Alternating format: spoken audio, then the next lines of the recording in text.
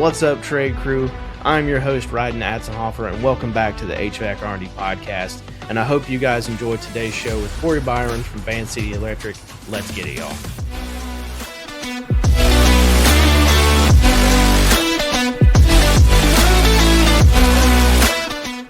What's up, Trade Crew? Welcome back to the HVAC R&D podcast, the home of the Trade Crew, the voice of distribution, contractors, and manufacturers. We're rolling into Q2 with some serious momentum, and the show is growing bigger than ever. The HVAC R&D Substack newsletter is officially live. The Ramblin' Rhino column is back in full force with multiple fresh articles dropping every single week, and the newly relaunched resource hub at hvacrnd.com is now going to be your go-to spot for tools, products, partners, and insights built to help you grow in the trades. So if you believe in real conversations from the truck to the boardroom, make sure you like, follow, and subscribe to the show. Don't forget to subscribe to the newsletter so you never miss the conversations, columns, and resources built for the people keeping this industry moving. Big shout out to our Q2 partners making it all happen: Diversitech, LiveSwitch, RLS Rapid Locking System, True Nature Meats Company, Residio, and Mon Hummel. Now lock in, turn it up, and let's get into another great conversation right here on HVAC R&D.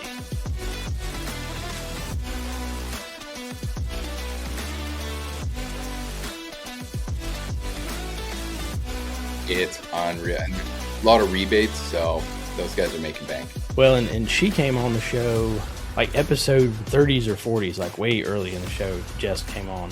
Oh, HVAC Jess? Yeah. So it was a good while ago. I need to have her back on now that she's blown up even more than she had then. Yeah. I know who you're talking. I think I did. I'm kind of become friends with a lot of women in trades here. And then so they all know her, of course. And we'll go to like the technical institute here where all the trades get trained, and we'll do panels and stuff. And I'm pretty sure she was on a panel with me.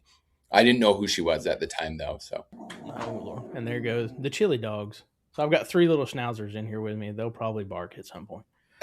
But no, there's a lot of good women in the trades in your market. Oh man, yeah. Which in all markets. Sorry, ladies, all markets. But there's a bunch of good ones in your market. They're hard to find. I'm looking right now. I got hiring ads up, and man, you can't find them. They're snapped up. I feel like there's more female Sparkies than about anything still right now. I could see that. Yep. Yeah. Because in a lot of cases, it's not. This is not meant to sound sexist either, but it's kind of the least physically demanding in some ways. It's fairly like clean. HVAC, like you're lugging around multi-100-pound units and stuff all the time. That's not always the easiest thing to do. And then same thing even with plumbing, some of these monster water heaters and some of this other stuff. I think it's a great trade for them. And now I'm starting to see a few women-owned electrical companies, which is nice. I've been sort of watching, wondering like, where are they? But I kind of got in with a group of them, and now I'm seeing like, oh, there's actually 4 or 5, 10 of you guys killing it. So everybody, welcome back to the HVAC R&D podcast. I'm very happy to welcome Mr. Cory Byron. He is the first solely electrician to come on the show. So welcome to the show, buddy. Knock on. Thanks for having an electrician. Absolutely. It's always fun to have multi-trades on this show, and I really want to continue to expand it into the other parts of the trade so that we can kind of keep the trade crew movement moving. Yeah. And so a little bit about Cory. He is a 23-year electrical veteran, trades entrepreneur, and owner of Van City Electric, one of the most trusted and systemized electrical companies in the lower mainland of British Columbia. He's known for his straight shooting approach, customer-first mindset, and for building a review-driven operation rooted in consistency, communication, and operational excellence. Beyond running Van City Electric, Cory is also the founder of Next Step Systems, where he helps trades business owners streamline operations, modernize their tech stacks, and build systems that actually stick without burning out in the process. He hosts the YouTube channel Tech Stack for the Trades, breaking down tools like Jobber, LiveSwitch, which he and I both share a ambassadorship with, which we'll talk more about them soon. Additional AI platforms and automation workflows into practical, no-fluff solutions trades owners can actually use. And across everything he does, he is driven by one mission: helping trades entrepreneurs build businesses that feel lighter, more efficient, and that are built for the future. What an intro. Thank you, man. So we'll back up a little bit as we get into this. I know everybody kind of joined in as we were talking about our favorite ladies in the trades. Mm. But how did you get into the electrical trade, and where did you get started? Oh, it's actually a funny story. I was dating a girl. Her mom was dating an electrician, and so we'd all be hanging out together. And I was doing some no-name warehouse job at the time, and he said, "You know, why don't you come help me on Fridays?" And I thought, I don't know, trades are for losers. I don't want to be. I don't want to do that. I'm going to go to college. That's what I thought, anyways. Um, Started helping him out on Fridays. Loved it. Loved hanging out on site with him and the guys and getting my hands dirty. I also loved the fact that no one was going to be able to stop me in the trades except for me. You know, it wasn't like I was going to go to college, get some degree, and then have to find a job. Essentially, you know, I was in as long as I kind of figured out how to do electrical, showed up every day, worked hard. Literally, there was nothing stopping me at that point. And yeah, so I just loved it from the get go. And we were doing a little bit of residential, a little bit of commercial, kind of working at City Hall, doing pulling some data lines here and there. And honestly, the best part about it was riding around in a van with your boss, you know, every single day. And what I did at that time was watch everything he did. I kind of watched like how he spoke to people, and I was young, you know, I was probably like 19 or something. And I was like watching, okay, we go into this business, we shake this guy's hand. Hey, you know, thanks for having us. Boom, we do a good job. We clean up, you know. So I was just watching every little move, you know. I wasn't on some site, you know, putting plugs on. I got to ride around with the business owner every single day in the van. And I ate it up at the time. It's funny you say that.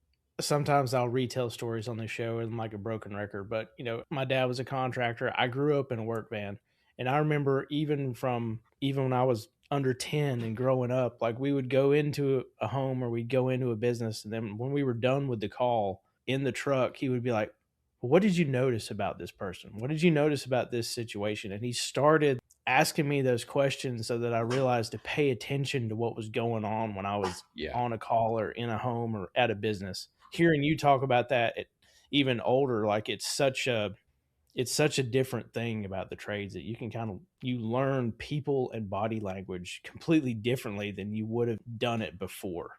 Yes, yeah, for sure. And there's actually a TikTok account I love. It's a father and a son electrician. I'm sure people have run across it. And it's the son sort of asking his dad questions about the trade, and then or the dad kind of quizzing his son, and you can tell that kid is getting an amazing apprenticeship. You know, he's getting all the knowledge from his dad. And when I started my apprenticeship, those journeymen and that business owner, like they were kind of like my dad at the time. And even when I got married, I got that guy to stand up, and I got everyone to give him a round of applause. And I just said thank you to him because he had a huge impact in my life, not just electrical, but just, you know, learning how to walk in, look someone in the eye and shake their hands. And yeah, I loved it. Those things still matter. I don't feel like quite as many people get taught the whole look them in the eye, shake their hand thing, but that stuff so still matters, especially in the trades businesses, because it's all about relationships. It's huge. I still do it now when I do an on-site walkthrough. Even I do a lot of virtual quoting over video, but I still do the odd on-site, and I'm just jacked to be there and to hang out with the client. I'm like, you know, I have a tough time doing the quote because I'm like, you know, being their friend first and then, you know, doing the electrical quote second. Well, and that's the other thing you find. Again, I remember growing up as a kid, like we'd go and we'd do a job for somebody, and then 2 weeks later, they're over at the house for dinner because my dad never met an enemy. It seemed like um, Yeah. we always were making different friends and different connections because of what we did. Yeah, that's an interesting one. You know, a lot of people are like, "Oh, I don't mix business and friends." I love mixing it. Uh, you know what I mean? I just think if you're going to work for a friend or something like that, I kind of try to forget about the money part of it. You know, it's not Yeah. all of a sudden that job. It's not about making every penny off of them at that point. It's more of like, let's just do a great job here. Let's enjoy this job together, and the money can Yep. be kind of secondary. So. No, and that makes sense. And talking about that, as you went through your apprenticeship, at what point did you realize that you wanted to be an electrician and that you wanted to really kind of scale this and become, a systems guy? So I worked for that one company. Then I worked for a second company. Both of these companies were really small, very small, no real systems, one man show type businesses. So I was learning a ton, but I was also kind of, I think when I realized I needed to go on my own is when I was starting to just drive them crazy a little bit, like, why aren't we doing this? Why don't we have a CRM? Why don't we have appointment reminders? Why is this client upset that we showed up today and not another day? Right. And I didn't know what systems were at that time, but I was slowly realizing, like, oh, this isn't the way we should be running this, or these clients aren't super happy with this. Like, we were out doing great electrical, sure. But like, yeah, were we showing up on time? Were we doing all the little things that the clients notice? All those little systems that I'm so obsessed with now, we were doing none of that back in the day. And so, of course, my second boss, I started to absolutely drive crazy, because and I was very headstrong, and he was sort of saying, look, you got another 10 years before you can go on your own. You're cocky. And I think at a certain point, it's someone else's business, right? They can run it however they want. And at a certain point, if you have so many big ideas, it's time for you to go and do them for yourself, throw them out there and see if they're legit or not. So that's what I did. I ended up quitting. Some lady needed a house wired. I said, well, I don't have any job right now. I'll wire your house. And I think by the end of that house, it was like a brand new house. By the end of that house, I had like an F-150, business cards, and a ladder, and I was off to the races. Talking about starting your own business, I know I've had a lot of guests on the show from Canada that have talked about their process of getting their certifications and their licenses for HVAC. But we'll back up kind of a little bit to that. How is the process of getting your licenses and your certifications for electrical in Canada work? Yeah, to have your own business. So most journeyman electrician, they're red seal electricians here. Means you can work all over Canada and around the world typically. But then when you want to start pulling permits and stuff like this, you do a bit of night schooling, you do one more test, and you get your contractor's license, or your FSR here, it's called. Gotcha. That's one thing. And then there is hoops to jump through. You need, a business name. You need, like, you're doing taxes now. You need Oh yeah. licensing, bonding, insurance, like all the red tape things you got Yep. to jump through. So I'm sure by the end of that house, I had kind of figured all that stuff out. As you opened your doors, what was the very first system you put in place as you started the business? I know you had a lot you wanted to implement, but what was number one that you had to start with when you opened the doors? Interesting question. Yeah. First system I implemented. I can't remember, but I would assume, knowing myself, that it was some sort of communication or over communication. Um, I know I was using like a CRM called FreshBooks at the time, which was all it was invoicing. Um, but I do remember I sort of had FreshBooks for invoicing. I had Evernote for, notes and writing stuff down. And I think I used like Google Calendar or maybe Apple Calendar at the time. Maybe it wasn't client facing, but I definitely started to get myself very organized, I would say, on the back end. And as you did that, one of the things you talk about a lot of times is trades owners scale revenue, but also scale chaos. Oh, So yeah. as you started to grow your business, what was the real difference you found between just chaotic growth, but being able to control your growth? Yeah. And I'm sure I did this very poorly for a lot of years. Um, but I think in 2000, so I started in 2008. In 2012, I switched to Jobber. And I'm sure that was a massive change because now I had all the client communication that you have in Jobber, like welcome emails, we've received your lead, here's your new quote, all the quote follow-ups, invoice follow-ups, everything that's built into Jobber that I really didn't have before at all. Like, if you think about it, if you're using Google Cal or Apple Reminder or Apple Cal, you wouldn't have any appointment reminders or any of that stuff. You wouldn't have quote follow-up. So, probably 2012, getting Jobber, having everything in one spot was probably massive for me at the time. It's probably bigger than I even remember, really. How big were you at that time when you moved into Jobber? Like, what was your company size? Like 1 trucks, 2 trucks, 3, 4 guys? Yeah. We had one or two at the most, for sure. In 2012, I joined with a really good friend of mine named Jeff. I took him on as a business partner, and that's when we changed it to. It used to be WB Electric. We changed it to Van City Electric. Um, but yeah, I'm sure we were 500 grand in revenue, something like Okay. that, 3 to 5. Usually that's kind of where some of these one man shows are, pretty much. In that timeline, 500 was still really starting to get out of the gate with inflation. 13 years from now, 500 would be struggling. Yeah.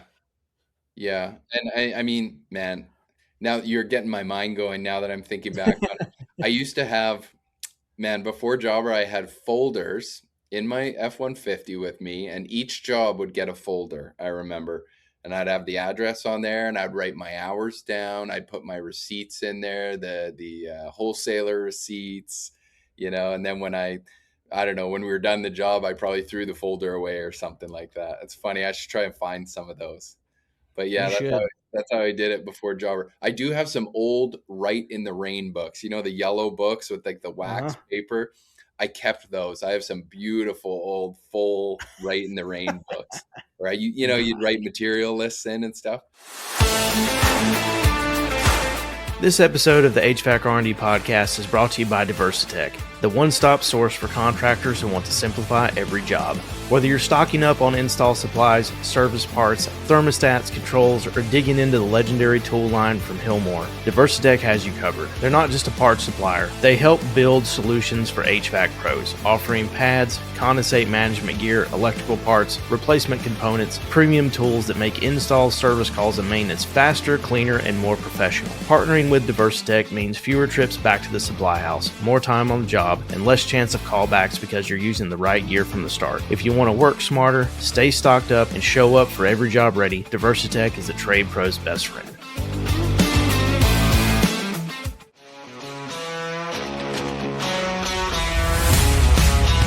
Now, Trade Crew, depending on when you're hearing this, you may have already seen, or soon you will see, the president of Mon Hummel have me literally jump on one of their filters during the AHR Expo. And let me tell you, rhinos don't just jump on anything.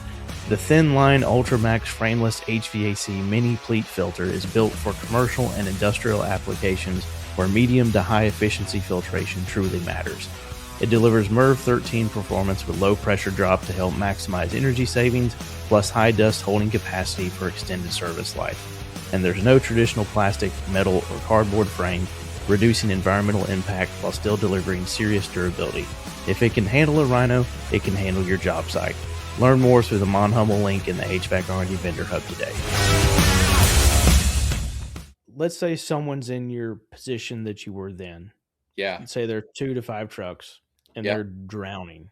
What's typically broken at that point, and what are some things that system-wise you could suggest that help them move beyond that? Well, what we did shortly after 2012 was we definitely had Jobber. I'm sure I was starting to systemize things. We also hired a business coach.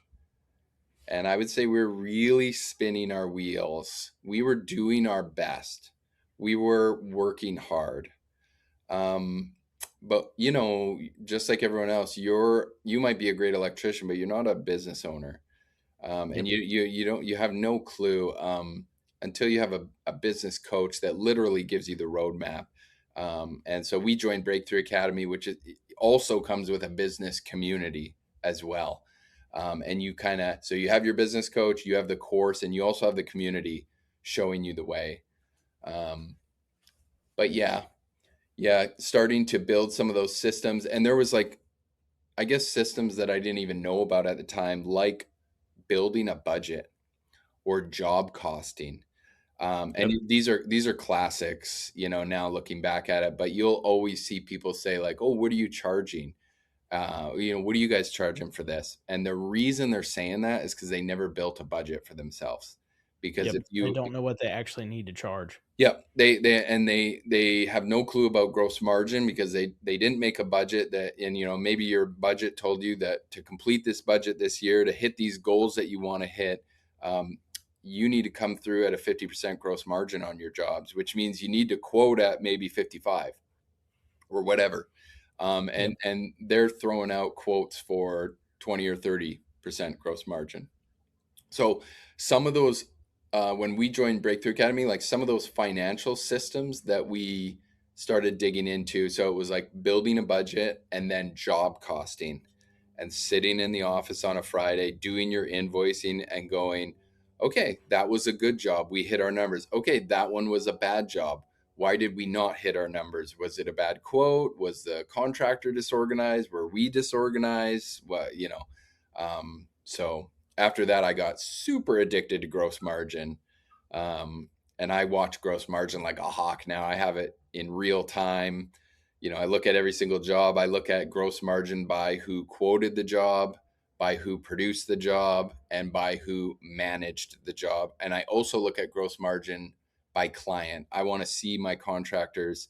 Why is this contractor? Why can I hit 47% gross margin on all of his jobs? Well, this one I'm at 35. What's going on there? Are we treating them differently or not? Are we treating them the same and one's just disorganized? Okay, and that's something we need to work on. So, um, but yeah, some financial systems I definitely put in place around 2012. Well, and I think a lot of contractors struggle in the beginning with that in terms of understanding what is gross margin and what is markup. Oh God. And I see Yeah. that all across the board. I see it a lot in HVAC. I have for many, many years. And kind of the same thing. They're like, well, why can I make great money over here, but I can't make great money over here? And sometimes it just is, well, new construction, you're only going to make so much because the market is thinned that gross margin down so far. But then when you look in, retrofit applications, upfits, different things like that. So you're going to have different segments of your business that are going to have different thresholds that you can get to and Yeah. get past. And that's okay. Yeah. And that's okay. And that's a lot of, looking at your numbers on Friday, like you said, looking at it, you can see, well, this did this. Why? And you look at what it was for. Okay, well, this makes sense, but no, this one doesn't. This, I look at it on the year too. So, say I'm thinking, hey, I want to really move my revenue this year. Maybe we should do a few commercial projects, right? So they'd be high revenue, low margin. And then when I actually build that into my budget and I see, okay, I'm going to do 500,000 in commercial, or whatever. Say this year, we're going to do $500,000 commercial jobs, but at a low gross margin. And then I see how much of that margin actually comes to me. And then I think 500,000 of commercial jobs. Oh, there's going to be like this. Then I start thinking about the stress that goes along with it. And I go, nah, I don't think I want to do that. And you can look at it the other way too. You could be like, maybe I don't care about revenue. I care about my margin. I'm going to do a bunch of service this year. I'm going to be more of a service company. Wow, my margin is skyrocketing, but oh, maybe I don't like the admin work that goes along with the service. So it's everyone's got their strengths and weaknesses. My strengths are more on the service side, talking to the homeowner.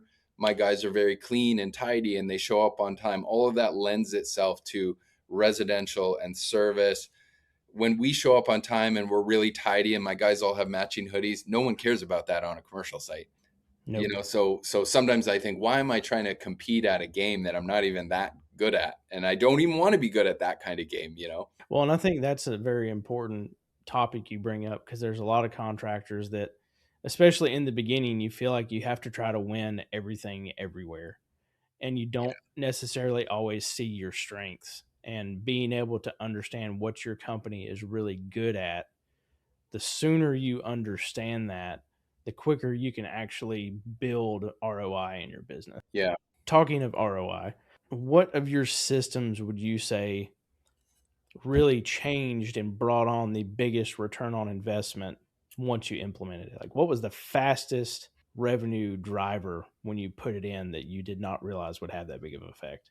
Off the top of my head, it's some of those financial controls. So what would happen to us way back when we first started with Breakthrough Academy is we most of the year would be great. Our margins would be fine, and then we would do one custom home or two custom homes that would murder us. The Gotcha. Somehow the contractor would be pissed off with the client, the contractor's getting fired, or that it's just some of those jobs turn into absolute nightmares. Even though we enjoyed wiring the homes, and we would have one or two custom homes that would go really great, but we'd have one or two jobs that just sunk us at the time. But we didn't really realize it till we started job costing every single job. Like, so on a Friday, I would invoice and my business partner would job cost. We used to do it manually. This was before job costing was in Jobber. It's built in now, so you don't have to do it manually anymore. And we'd have a good job. We'd high five, right? We'd go, yeah, we nailed it. And we really started learning about margins, because I think at the time we were like 500 grand in revenue at a 27% gross margin, which maybe 27 to 35. So I think I remember at the time that essentially we knew was a break even year, and we were just like sick of it. And so once I started looking at my numbers through the lens of the budget and the gross margin, then I was quoting to hit my margin goals, right? And all of a sudden, I wasn't overquoting or underquoting things. I was like hitting them at the margin we needed to hit them at.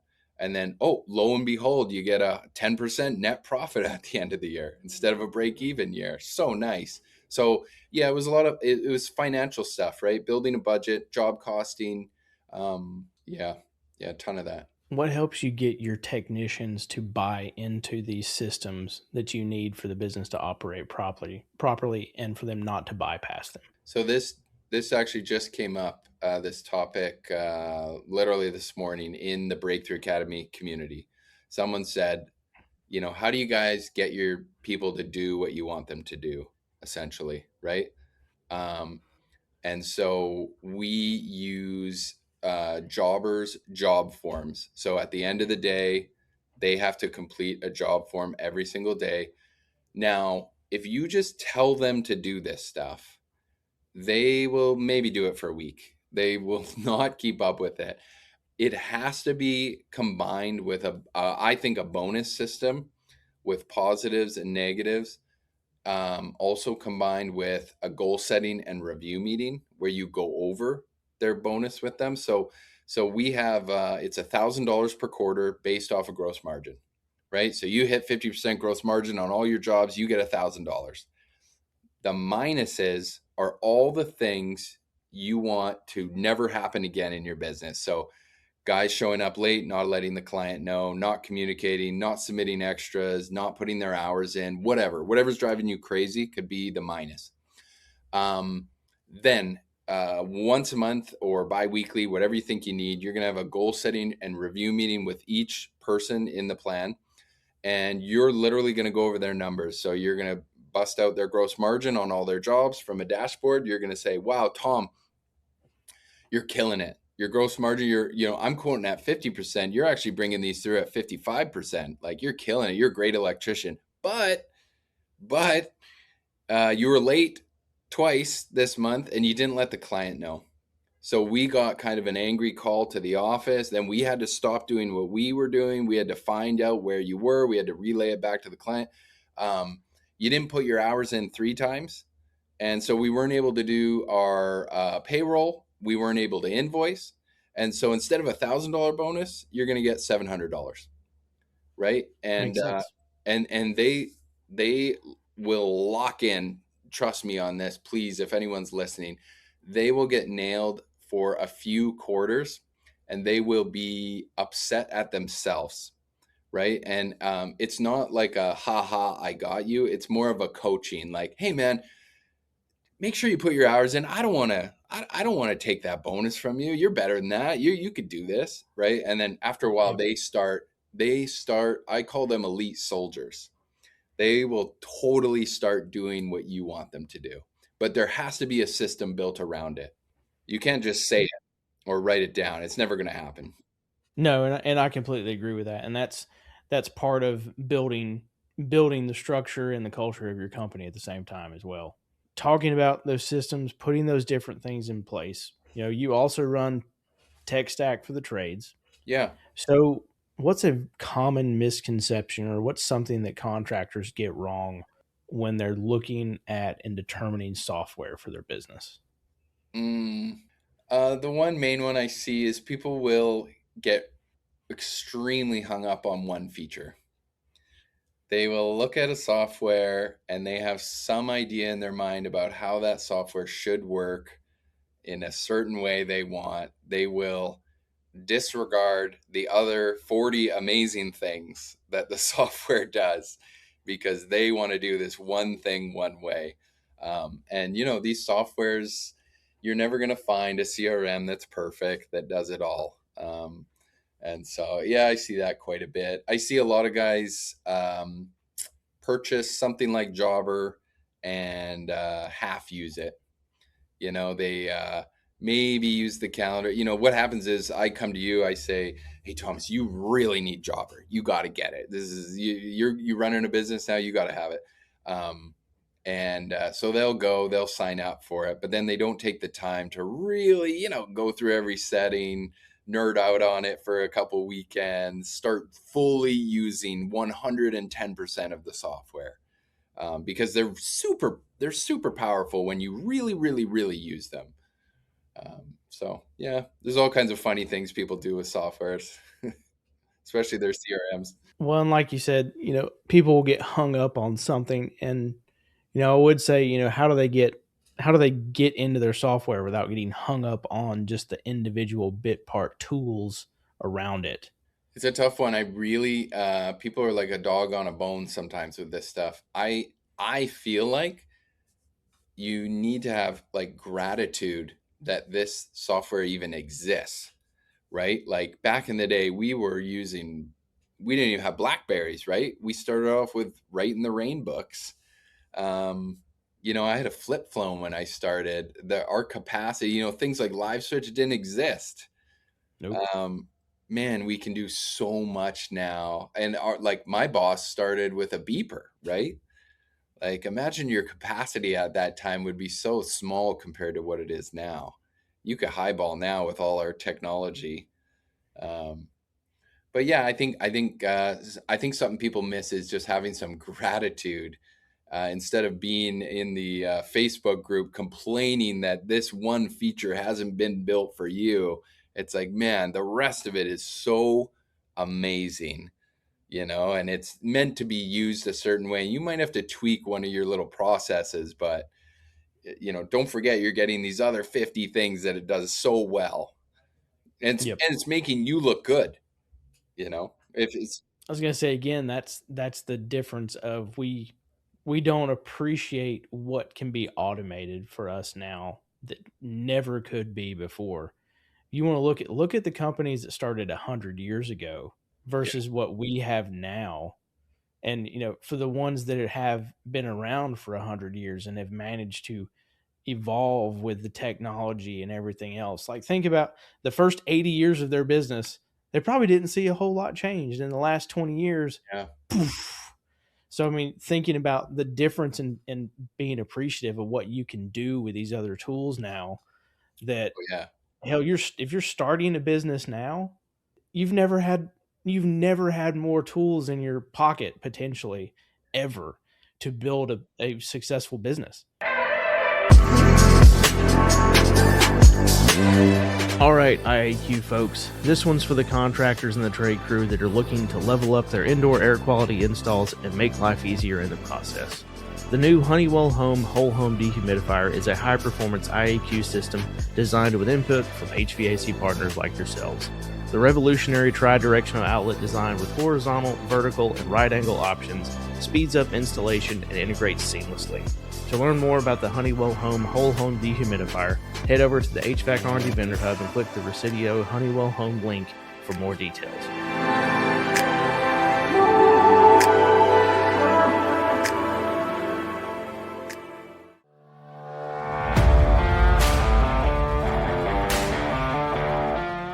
TradeCrew, I'd like to introduce you to my friends over at LiveSwitch.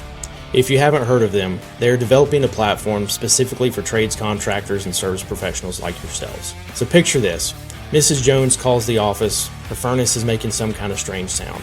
Normally, you would just have to roll the truck and go see what's going on. But instead, with LiveSwitch, you can jump on a video call right then and there with no app with Mrs. Jones. You can see things from her perspective on a fully functional video call. You can take screenshots, you can record, and you can deliver a different experience that no other contractor is giving their homeowners right now. If you're worried about it working with stuff you're already using, you know what? It integrates perfectly into Jobber, Service Titan, House Call Pro, any of the stuff that you guys are already using. It makes it a seamless transition to add this new tool to your arsenal. Go to hvacrnd.com, visit the vendor hub, set up your LiveSwitch demo today. You can also click the link down in the description below, or you can find the link to the demo in my bio. Thanks everybody for listening to the show. Check out LiveSwitch. I promise you it is an app for you. It gives you an ability to do something completely different for homeowners that no one else is doing right now. You guys won't be disappointed. Go schedule your demo today.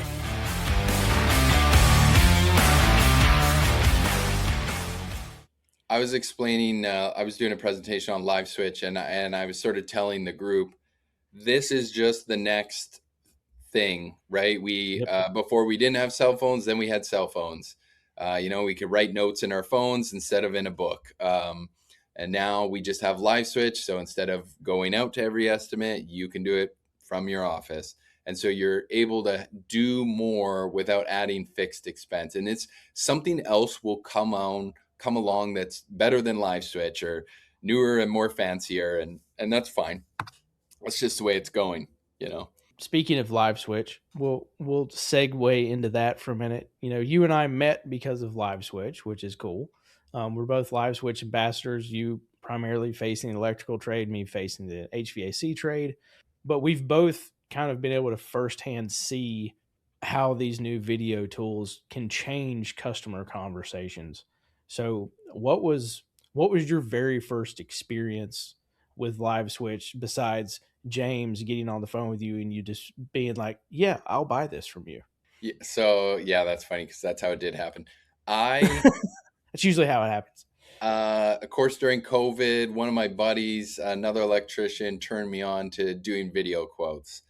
So I think I started around COVID, and I was like, I love this. This is great. It was working for me, but I was using like Zoom, FaceTime, WhatsApp, like very clunky at the time. I would put their phone number in my phone and see if it turned blue. Okay, I'm talking to an Apple person. Okay, now we can FaceTime. Literally, that's what I was doing. And a contractor I knew was like, Cory, I know you nerd out on this tech stuff. You should check out this LiveSwitch thing. And I was like, sure, whatever. I signed up for the meeting. And literally halfway through the meeting, I was like, okay, fine, James, take my money. Let's go. Because it didn't even have AI at that point. It was essentially built for doing virtual estimates, completely built for it. I can text my client the link. They don't need any software. It's easy for them. They jump on and I can just do my quote, So that was right away, complete no brainer for me.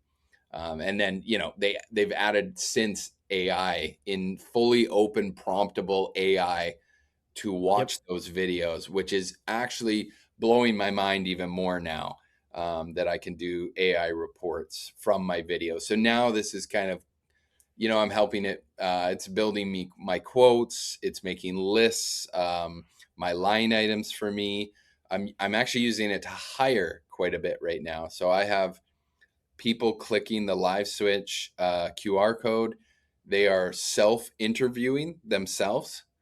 The video comes into my LiveSwitch platform, and then I run an AI report, an applicant evaluator on them. So I look at that report before I even watch the videos. So I've already hired one apprentice with it, and I'm looking for a journeyman right now. And that's fantastic. I wouldn't have even thought about using it that way. And I mean, and I've used I've used live switch in ways that it probably wasn't intended. I mean, I even during so so Tell me some good ones. during AHR, we took the dogs with us to Vegas, and we always travel with like a little like mobile dog camera. Mm, Well, in order so that like if we leave them in the room for extended period of time, we can watch them. That way, if let's say something happens, we've got video proof either they did or didn't do something. No one can like try to blame it on them, but that way, just it just gives us a different peace of mind. Well, the place we stayed in Vegas, their Wi-Fi was only accessible like on a 24-hour period, and you had to like click the link yep. in a web browser to open it. So since Yep. we didn't have a password protected Wi-Fi, we couldn't use the camera. Okay. Yeah. So I set up a live switch stream with the laptop facing where the dogs were, sent my phone a link, and anytime I wanted to check on them during the day while we were on the floor, I just opened the video link on my phone and I could I could check all the dogs and make sure no one was messing with them. Oh, I love So that. See? live switch was definitely not intended for that, but it came through in the clutch. You should But have you could have ran an AI report. Were my dogs naughty or not? How many I times did they should because bark? I've got all the recorded video. I'm sure the live switch intended for me to record 24 hours of my dogs at some point. Um, That's funny. but primarily what I use it for, since I'm not out and about quoting, what I'll do is whenever I'm doing discovery calls or things like that with either a potential customer or a potential sponsor for the show, Yeah. I'll do those through Live Switch, and I'll use the AI there to build me notes from the conversation, what we talked about. Like, say, this sponsor and I talked about this. That way, I've got a detailed idea of what I need to put together for, hey, here's our marketing plan if we're going to move forward with this on a quarterly, yearly, whatever basis. The funny thing is even though I've prompted it to do those things, Lucky AI, which is Live Switch's little AI dog, ironic, it's a dog. We're talking about dogs. It'll still tell me some other things that I necessarily didn't prompt it to, just to tell me, which I find is always fascinating. So, like, one of them, it would be like, so it goes through like the whole summary of the meeting. And then at the end, it like gives me a summary of the setting that the person was sitting in. Oh It yeah. was like, it's like modern decoration, you know, mildly lit, some sunlight, like stuff like that. It just like there's That's always those extra oh, little things like, well, I didn't prompt it to do that, but it's kind of I funny trust that it. it's all those other things that it can pick up on. So that just shows there's so much more that it can still learn to do. It's crazy. The AI has really blown my mind a bit. It's like your own imagination is the only thing holding you back in a way. And I keep coming up with little things like, oh yeah, I could probably do that. I'm gonna try that.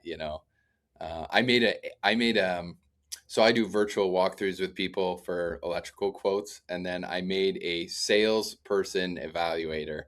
And this thing will tear you to shreds. It'd be like, hey, you were really friendly, but you actually didn't give the client the next steps, and it'll give you like feedback and a score out of 10 and all this stuff. So I don't run that one too often because I don't want to be judged, but it's spot on. I did a meeting with someone. I contradicted myself in the meeting. I kind of just changed my mind on something as we were talking about it, and I thought I wonder if Live Switch will catch that. Sure enough, it was like right away. It said you contradicted yourself. Yeah. Like you said, you use it a lot for doing virtual job walkthroughs. How can smaller trades companies start to take advantage of video without overcomplicating it, to be able to start doing additional estimates in a day without having to leave the office? Yeah, so I've seen trades use it a few different ways. I have a buddy, he owns a painting company. He'll send it to his crew and ask for job site progress videos so he can see what's going on site. I use it for on-site walkthroughs as well. So if I'm doing a walkthrough with a client, I kind of just hold my phone here and I enjoy the meeting. I just talk. And then the primary way you're going to do more estimates with less, gas and maintenance on your truck, or, having a salesperson out in the field is virtual estimates. So we have ours set up on online booking. So as soon as someone calls in, everyone wants a price, right? That's like the main thing out of their mouth. Not when can you do it? It's how much is this? I'm thinking of Yep. doing it. Um, and so, James calls it the race to the face, and we will, my admin's like, well, let's get you on video with Cory. Let's discuss this over video. You can show him your EV charger or whatever you're working on. So I'm able to get to these quotes much quicker. If I have to go out, I worked it out. It's like 3 hours out of my day, an hour drive, an hour chit chat, an hour drive back. And then you still got to do the quote. Yep. So we line these things up. My admin lines them up back to back in my calendar, 1 hour slots, boom, boom, boom. And I will have Jobber open on one screen, quoting it, while they are talking to me on the other screen. And I have like saved line items. And so a lot of times I'm able to get the quote done by the end of the video call. And then if you can, that's even better. You can say, hey, this is going to be $6,000. We do have a time slot Thursday. Would you like me to slot you in? Yep. If you can't get it done by the end of the call, I usually just say to them, hey, this is going to be in your email in about 10 minutes. I'm just going to go over it, make sure everything's correct, and I'll send it over to you, and we can go from there. So that's how we're using it, but it's so efficient. I think I worked it out from 3 hours. So like roughly, if I did 1,000 quotes in a year, at 3 hours, that was 3,000 hours. So down to 1,000 hours roughly. It was something like Mm-hmm. 245 man days that you saved. Yeah. Think of that That's overhead. insane. Think of the fixed expenses. And in the presentation I just gave, I gave the example of like, okay, you had 1,000 leads last year and you did this much revenue. And this year you want to do this much revenue. So you're going to do this many more leads. So are you going to buy another vehicle, hire another salesperson, have them out and about on the road? Or would you just pay Live Switch, the whatever it is, $1,500 for the year or something like that, and do all of those estimates from your office without any additional fixed expenses other than Live Switch itself? Right? It's going to be way more efficient. You can't compete. If you think about it, if it took you 3 hours to do one estimate, you're now doing it in an hour. So if you tripled the amount of estimates you do in a year, Yeah. sky's the limit on what it actually changes in your business. Yeah, and it's all math, right? You It's do all math. 3,000 more estimates. That means you get 1,500 more jobs at your average job size, and boom, there's your new revenue number, right? And you could really plan ahead. And speaking of planning ahead, what's one mistake that contractors make when implementing video? Do they rush to try to give a price thinking that the only way they're really saving time is giving a price quicker? Or is it something else that they let get in the way? Interesting. I mean, I think it's that classical thing of you've bought this new toy, right? Someone convinced you to buy Live Switch. You've got it. You bought it. Okay, that's great. Now, are you going to actually implement some systems around it? Are you going to add it to your online booking? Do you even have online booking? Have you discussed the whole topic of it and how to book it with your admin, right? And sort of made it part of your business. This is my worry usually when I recommend Live Switch to someone. So a lot of times I'll recommend Live Switch and I'll say, hey, once you're all signed up and you're logged in, me and you need to spend another hour and a bit on Zoom together, because I want to make sure you're actually really using it. If you're using something like Jobber, are we getting it connected? And how does that integration even work? Because we're all classic, right? We sign up for the thing and then, and I do like a little software audit on myself when we build our budget, right? So we have all these softwares, Asana, Live Switch, Jobber, boom, boom, boom.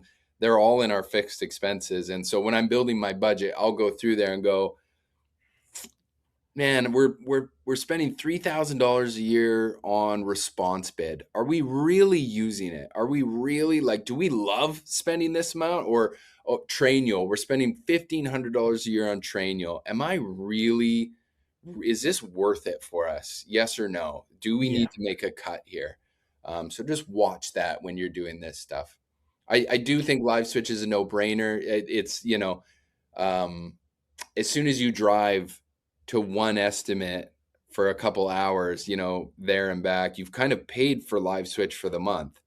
So Yeah. it's kind of I've found it's a bit of an easy sell because of the math. Well, and I think it's also a fantastic tool, not just for doing estimates, but it's also a great tool for pre-qualifying what a service technician is going out to see. So Yes.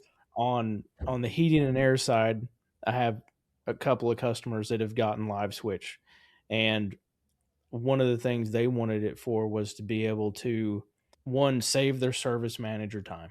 Let's say he's got a technician that's on a job and he's stuck. Well, instead of him having to go get in there and now drive a second truck to the job, Yep.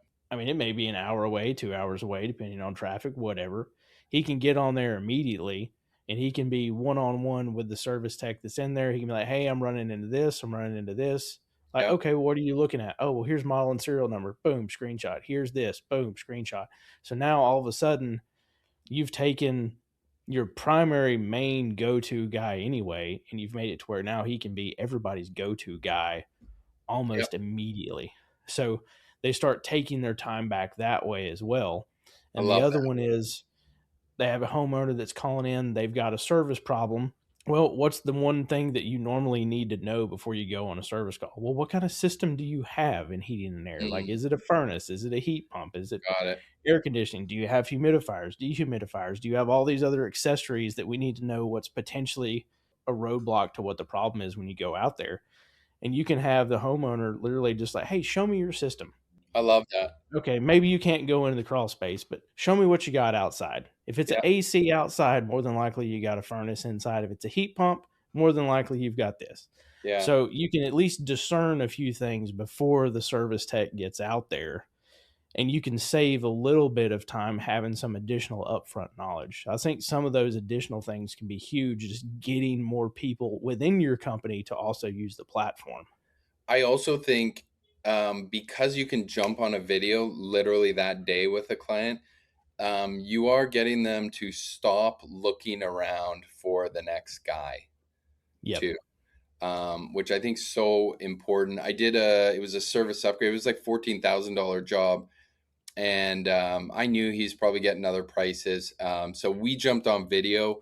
I did a pretty good budget for him because he was sort of making some decisions about a house purchase based on my quote or his electrical. So I was able to, just from the video really quick, at least get him a ballpark. And then later that week, I met up with him on person and on site and close the deal. Right. So there's a few different ways. It doesn't have to be an estimate, but it is, like James says, like race to the face, get them in front of you. We'd love to help out. You might not be able to do everything on there, but at least they stop looking around and they at least go, okay, I think I found my guy here. Yeah. I think I'm taken care of. So Well, and it gives you the means to be the first expert, like you said, that's right in front of them. yeah, Like yeah. maybe you didn't go out there to do the call today, but you got in front of them with a means to understand what the call is or is going to be. You're establishing rapport, Boom. right? A lot of these people, they are deciding, do I like this person or don't I? Do I feel like I trust them? Yep. Or do I think they're really on top of it? Like they're kind of making some decisions that have nothing to do with your actual trade sometimes. No, and that it's completely correct. It comes down to half the time the decisions they make has nothing to do with the trade you are. It just Yeah. determines how they feel. Yeah, I think they want to just know that someone's got them. Yep. That's like what they're looking for. That's why I kind of Peace of over mind. communicate. I over communicate like crazy. And we were just talking about this too, they're all used to using Amazon and Uber and DoorDash and all this stuff that those platforms over communicate like crazy. Like literally your package left the facility, your package is en route, your here's a picture of it at the front door. Like what are they Yep. doing really? They're over communicating like crazy. Yep. So they are dying for that.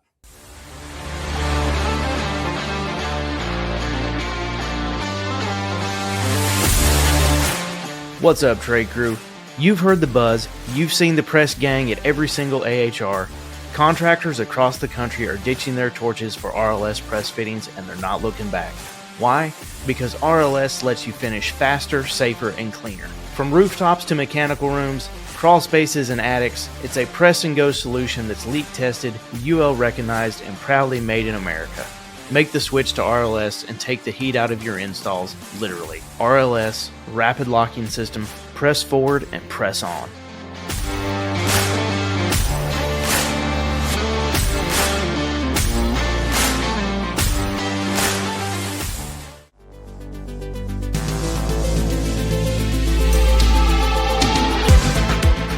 Trade Crew, if you're looking for ways to not just install equipment, but actually grow your business, this next one is worth a listen. Built for pros and powered by Pro IQ Services, the new Honeywell Home Elite Pro thermostat is more than just a thermostat. It's a growth engine for your business. The sleek range of smart thermostats helps you deliver next-level comfort and convenience and stand out in every home. If you want to learn more about the Honeywell Home Elite Pro lineup, visit the Residio Honeywell Home link inside the HVAC R&D Vendor Hub and check out the full range for yourself.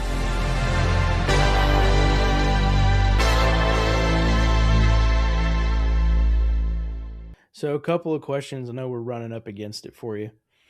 If you were to start an electrical company today,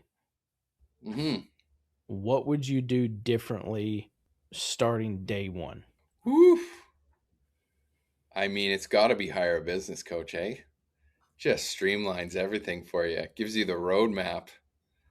Like, what are we doing trying to figure this stuff out on our own? So time consuming. You're learning all the lessons a hard way. When I see a young business owner in Breakthrough Academy that's 23 to 20, 20 to 25, somewhere in there, and they already have a business coach, I'm like, this guy's going places, right? Because they're just man, I always bring up golf. It's very similar, right? You're gonna show up every week with your buddies and try to get better at golf. It's not gonna happen. It's Nope. literally, it'll take you a lifetime. You want to just see a coach once a month? Well, you'll immediately get better. You'll start beating your friends right away. And business is no different.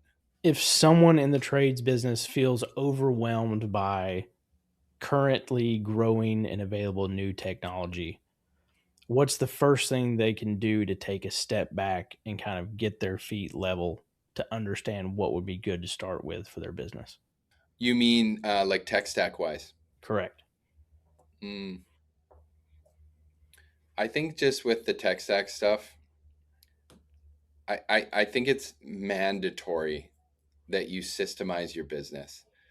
Um, when you run a business with no systems, it's just so messy. It's not only sucks for you. I always say this. It kind of sucks for everyone around you as well. It sucks for your wife when you go home, because you ran it so random throughout the day, and you got all these thoughts jumbled up in your brain, or you're working at home.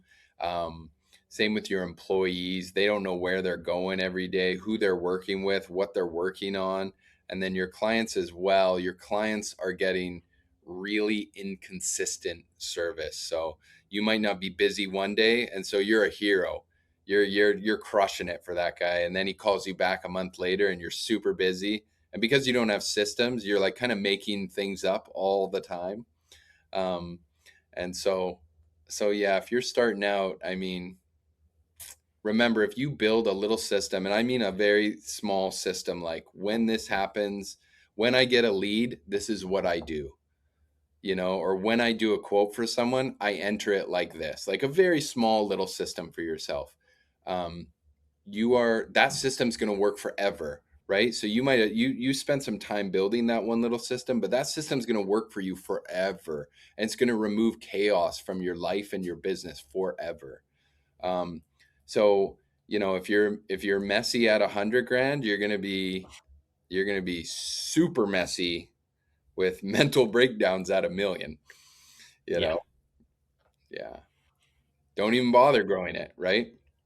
It's like what do they say? Polishing a turd. So last question. Sure. I talk a lot about collaboration over competition and giving back in this show. Think back to you as the 18, 19, 20-year old that thought trades were for losers. Hmm. What would you tell today's 18, 19, 20-year old that thinks trades are for losers and isn't considering trades as a future? Yeah, that's interesting, eh? Um, Man, it's given me an amazing life. You know, you can get such a jump on it too. In contrast to me, my wife's a teacher, right? And so I believe she did 6 years of university, and then you start off at base pay. And now let's contrast that to the trades, right? You're 6 years in, you're already a journeyman, and you're at top wage, right? You're probably double where she started out. And how badass is that? And you're on site, you're hanging out with the boys every day. Like it's a great gig. Yeah, I think you see a lot of people that go into school. I've had a few guys that were electrical engineers, so they had actually great jobs, and they ended up coming back into the trades because they were like, I'm not sitting at a desk every day. There's no way. Yep. I don't know. I think the word's out a little bit though, right? Do It's getting people? there. It's getting Yeah, like there. I don't know. Do people even think trades are for losers nowadays? I don't know if that's a thing anymore. I think word got out that it's pretty awesome. It's getting out there that it's pretty good. I know it's a little bit more of a curve down here in places, but people are starting to realize it. And we talked about this before we got on the show. The trades have given me everything. I grew up in a Yeah, trade. yeah, My life has been great because of the trades. I have a fantastic wife. I've got three crazy little dogs. We've got a house. We've got a career, but it's all because my dad taught me how to use my hands when I was a little kid. yeah, yeah. It's amazing. I'm the exact same way. I walk my kids to school Mondays and Tuesdays. Like it's such a good gig, yeah, I mean, and with the option to own your own business, you know. Like I actually had no problem with being an electrician. I would still I miss kind of hanging out with the guys on site and playing pranks on each other and having nicknames and all that stuff. Like You don't play pranks on the guy still? Come on. I'm stuck in the office now. So I'm not, when we do like a team event and they have like inside jokes, I feel sad because I'm not a part of it. I understand. I Yeah. understand that completely. But yeah, that's just another option, right? It's like you can just be an electrician and that's awesome. But there's like Yeah. a whole other world of entrepreneurship that's just like Yep. a bonus add-on if you so desire. Yeah. That's pretty cool. Well, buddy, thank you so much for your time. Real quick, if people want to connect with you, learn more about, obviously, I'll post everything about how they can learn more about Live Switch from both of us. They want to learn about your business, what you do, your coaching network. Where Yeah. can they connect with you to dive deeper? I'm really pushing my YouTube channel right now, so it's called Tech Stack for the Trades. So look it up. I'll be posting anything sort of software, tech stack, systems, automations, little nuggets that I think are really neat that I use to run my electrical company that other people can steal and use as well. So YouTube Tech Stack for the Trades. Definitely reach out and I'll take any meeting. I'm a sucker for a Zoom call, so book in with me. Sucker for a Zoom call, sucker for a Live Switch call so he can run his AI on you, is what it really is. Well, thanks, man. I really appreciate your time. Thank you, everybody, for watching, listening, and we'll catch you soon, Trade Crew. Peace. And that's another one in the books, Trade Crew. If this episode brought you value, make sure you like, follow, and subscribe on whatever platform you're listening on. Share this episode with your friends, your coworkers, your install team, your sales reps, and anyone else in the trades that need to hear it. And if you've got a voice, a story, or a lesson that the trades need to hear, this show is built for you. Head over to HVACRD.com, use the show questionnaire link, or hit the links at any of our social bios, and make sure to get me your information so I can get you booked in for an episode of the show. Because if you're from the trades and you've got something worth saying, HVAC R&D is your platform. Until next time, keep evolving, keep serving, and keep the conversation going. Collaboration over competition always wins, so ramble on, Trade Crew.